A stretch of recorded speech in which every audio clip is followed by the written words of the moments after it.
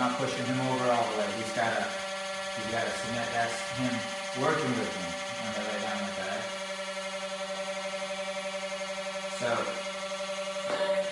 I turn that on. I just want to turn it off so I can talk to you. The reason why we're doing this isn't necessarily because his nails need to be done. This is more about, it's just another piece of the puzzle of how we can get the understanding of the e-collar, meaning calmness. And it's really obvious to the dog. So if I start messing with his back end here, he'll take his face, or if it's a biting dog, which he might be, I don't know, I haven't pushed him yet on this. He might have a bite in there over this, I don't know, maybe not. He'll take his gun and point it at me, right? His mouth, that's the only thing I'm worried about is that bite. It's disrespectful to do that, so I'll disagree and I'll say, shh, and then I'll tap on a low level on the e-collar, and what I want to teach him to do is when he feels that stim, to go back to calm, submissive, and just let me do it, right? Every time he brings his head up and starts to eyeball me, pressure should, if I teach him properly, that his state of mind calms down and puts his head back down and he relaxes. Even his muscles, so there's a lot going on here. You know, I did this once with him already, so you can feel he's a lot more loose in the muscles than he was the first time. A little tension in the back, but I'll take my time and relax the dog completely before I turn that on and get going, so we can start from 0. So then once they're at 0, I can watch them go up with energy and intensity, and then I can correct and bring them back to 0 so that they learn post-correction, go to 0, meaning relax. Because this guy has a terrible tendency, I'm not sure if it's the previous training or what happened, feeling e-collar stim and just screaming at numbers that absolutely are not painful. Absolutely, you can barely feel them. There's nothing painful or uncomfortable about it, but that was his association. So now we have the work of undoing some of that. And this should help. So it gives him something to do with the stim rather than just scream at it, you know. My guess is that he's had a heavy correction on the e-collar, but he never learned how to submit, so now he just screams, you know. There's follow through after a correction. It's a good boy so far. This has been, you know, he's working with me, and so he's a very good boy. So in his mind, something bad might happen. He's like, this could be, you know, it's that sound, they want to touch my nails, you know. But what he's going to learn is that the only time something quote unquote bad happens to you is if you fight me. Like if I tell you it's like this, I like this, good boy. If you start to get up and put your, you know, try to stand up, try to walk away, try to put your mouth over here towards me, when I'm working on your nails or trying to touch you back here, I'm going to disagree with it. And then what you do when I disagree is going to determine whether or not we go any further. So if I disagree with you and you go back to this, you're golden. If I disagree with you and then you elevate, we're going to have a problem. And then after that, which would be another firm correction, whatever we have to go through, he bitch back, corrections, or whatever. However long he wants to fight, he'll end up back like this, and we start over. Good boy. And every day we take him out to do this, he learns that he wants to avoid those fights, but he also learns that he's causing them. So he knows how to avoid it. Just lay here and let me do the very easy thing of let me touch your paws. Because he wouldn't even let you touch his paws. Like, you can see it in there still. He doesn't want you to. But he would, you know, tuck them all around and be really, you know, bad about it. Terrible. Okay, this is feeling much better. You know, yesterday I was playing with him. He was on the place bed. I just touched his paw and he went, sucked it under. Touched his other paw, he sucked it under. I was like, oh, I know what we're doing tomorrow. Because that's part of his attitude. That's part of, we're going after the reason why he's difficult to live with. I'm finding all those holes and I'm going after them. This is one of them. It's correlated to why he's not listening. It's correlated to his insecurities and his distrust to humans, because he doesn't trust me enough to do this. He's like, no, I don't want you to do this. Like, dude, if you just trust me, all I'm doing is trimming your nails and your hair. We're done. You get to go play, you're done. But they're just like so concerned that something terrible is going to happen. Maybe something did happen in the past, or maybe it never did, and you're, you know, superstitious. Whatever. The point is that I'm teaching him a lot with our relationship, and also the e-collar, about the state of mind. I need you to carry that state of mind, okay? You can watch them leave it too. You see them just straight up, the eyes get bigger, they start to elevate, and they start to get up. And you got, if you know how to read it, you have time before that. You can see everything building, right? Like when I turn this on, let's see what happens.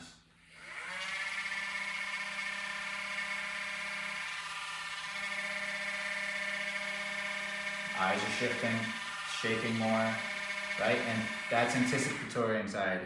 He's anticipating the next thing that's gonna happen. Now he doesn't really know, but he's like, maybe something wasn't so comfortable once and I got away with squirming and getting away. He knows, oh, they're about to do the thing that they're gonna do. So I'm gonna actually do something that is impossible to be uncomfortable to him, but he's gonna think that I'm doing it to him. I'm going to turn this on and put it on my own nail and see how it reacts. A lot of dogs, when they hear that, start to hear that sound, they start ripping their foot away. And it's like, dude, that's my nail. And you're not uncomfortable at all. This is all in your head. And it ends up proving that to the dog, okay? It's a good response from him. So the next step is to take the doll end where there's nothing but just a little vibration and touch him with it so you know there's no discomfort. So I can see his level. You know, a lot of dogs will this is good. A lot of dogs will flip out at that. And, you know, it's like just because it's foreign to them. That's a good boy. I'm gonna tell him that's it for that one. Good job. Maybe touch some nails here. It's good. It's good. And he's also saying, oh, that's it? Hey, that's it. Take it down and don't worry about it, right? This dog worries too much. Front paws are usually harder. I felt a little jerk there, but then the second time he didn't. That's very good. Very good. There's definitely a jerkiness there. Can you see that? Watch. I'm barely even touching the guy. That, to me, is going to end up being a problem, so we need to work on that first.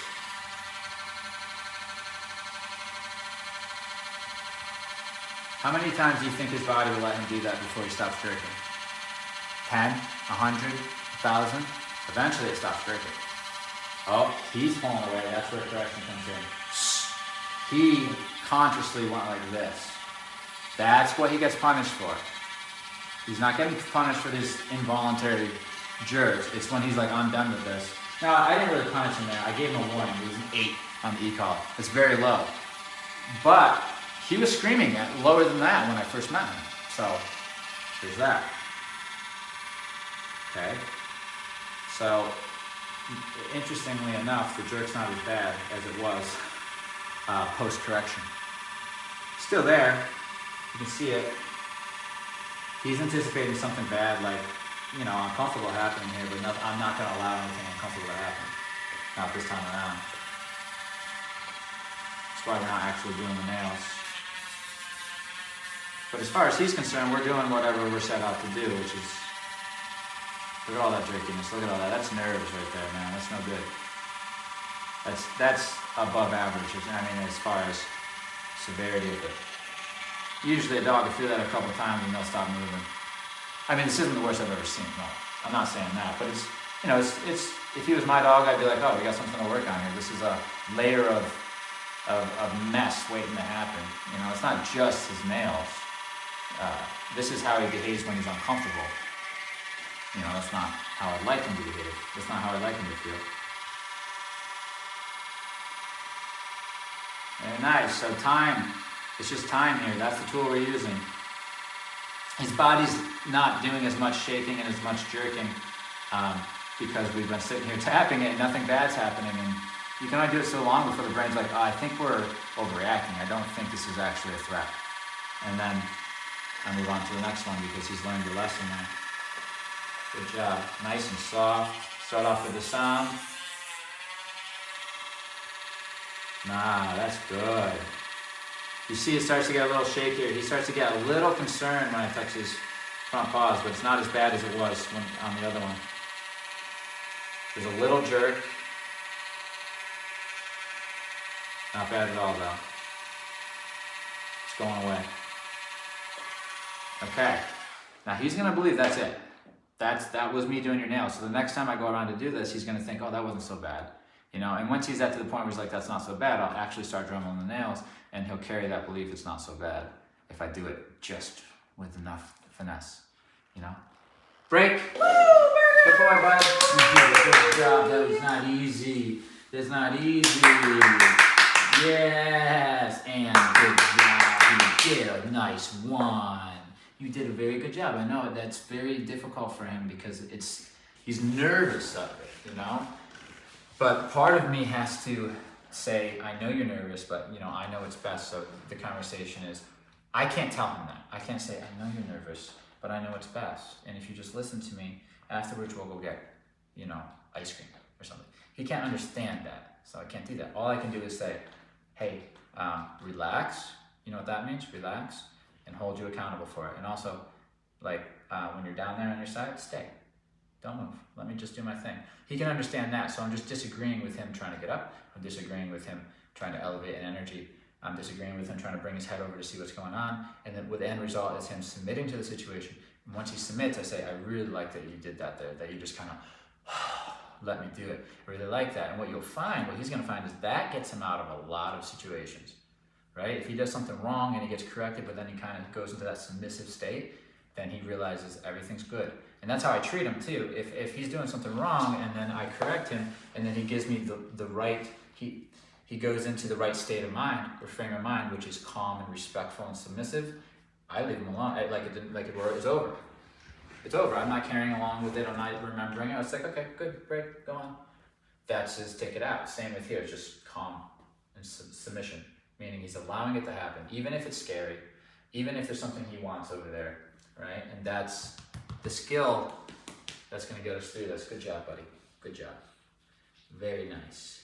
We're going to do another session. We're going to do a lot of sessions with him on this, but I'm going to throw another session on him after he sits a while, and we'll see that he's expecting it to not be so bad because it wasn't so bad this time. So the nerves are down, and I might do another one like that depending on how well he does. But if he's really convinced that this is no big deal, I'll start touching the nails with the actual hair. Get his paw hair and all that. I like to do this curve because I'm trying to change their belief system. Because if you can change what they believe, then you can change how they react and how they behave. And that's the harder thing, is to change how they believe. But if he sees this thing and now says, oh, that's no big deal, in his own mind he doesn't believe that's a big deal, and maybe it starts ending with a nice reward, well, I'll be careful with that, because he's not too bad with it. But some dogs, if they know there's a reward at the end, it's like they see this and they get excited, and then it's hard to calm them down, the whole thing is calm. So what will happen is he'll see this as no big deal, which means there's not going to be all this shaking for no reason. And it really is, I don't want to say it's for no reason, because he has a belief that this is something scary, and it's either because, what the hell is that noise? And that sensation on my paw, and like it's just been like that from the get-go, which I'm imagining is probably how it is. Or, you know, he had a bad time with somebody clipping it. When I was younger, I've had my parents clip my toenails. My mom clipped my toenail, my pinky toenail. She wasn't paying attention fully. She was talking to somebody, and she clipped my skin, and I never let her touch it again. I started, from that day on, I learned to clip my own toenails. I was bleeding and everything. It freaked me out. And I put up a fight when she tried to go back at those nails. So that's what we're seeing. Now, if my dad was there at the time, which he wasn't, he would have said, sit the fuck down. Sorry. He would have said, sit down, Josh. I'm doing your nails. He's not going to take the bullshit, and they would have got the nails done. But Daddy wasn't home. It was just Mommy, and I threw a fit, and I learned how to do my nails that night. So I understand what he's going through, so I'm proving to him, you know, it's not going to be bad. You know, we're not going to, the dremel, it's really good. It's not going to hurt you at all. It's just going to be a little vibration. Okay, good job, buddy. Nice work.